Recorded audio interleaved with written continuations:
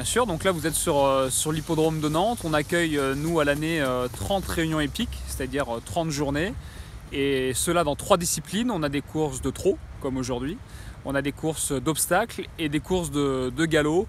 Donc l'hippodrome de Nantes, c'est une référence d'un point de vue régional et on est un hippodrome classé dans le top 10 au niveau national. Vous accueillez différents types de courses avec des athlètes qui viennent du Grand Ouest, c'est ça? Alors tout à fait, ce sont tous des courses dites professionnelles, c'est-à-dire que ce sont leur métier, que ce soit les jockeys ou les drivers, c'est le nom des cavaliers donnés au trot.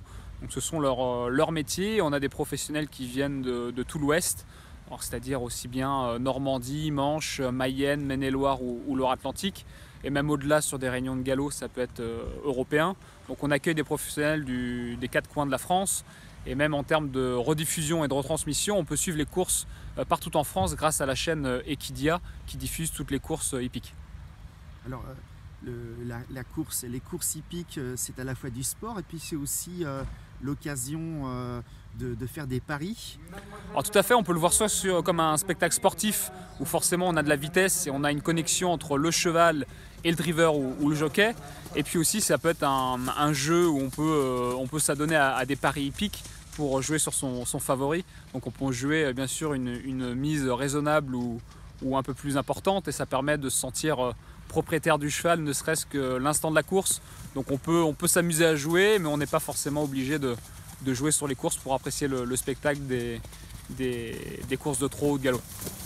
Les réunions de courses qui ont lieu à l'hippodrome de Nantes, ça attire combien de personnes à peu près? Alors nous, sur l'année, on a 35 000 spectateurs qui viennent chaque année sur l'hippodrome pour suivre les 30 réunions de course. On a eu une progression cette année de plus de 2% sur notre affluence de spectateurs, donc on en est très content. Après, ça dépend de l'importance de la journée ou des courses en semaine ou week-end, mais globalement, sur une journée comme aujourd'hui, on peut attendre 2500 personnes.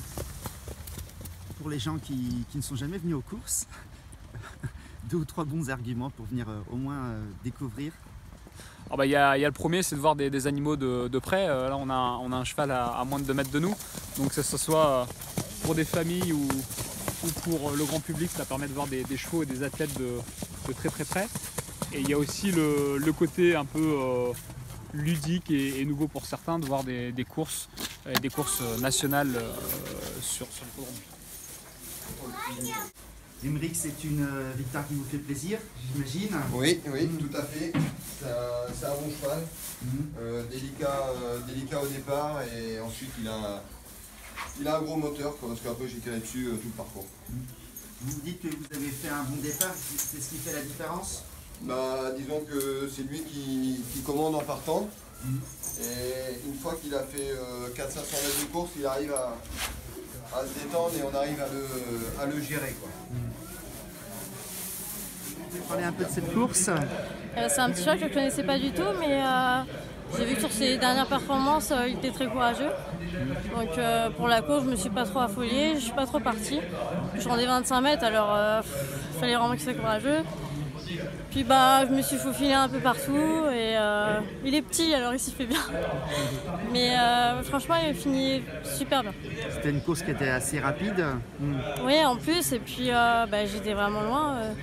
Dernier décollé c'est pas franchement facile de revenir surtout sur 3000 mètres à cette vitesse là. J'y croyais pas vraiment le parcours et puis il m'a vraiment impressionné. Écoutez, merci, bon courage.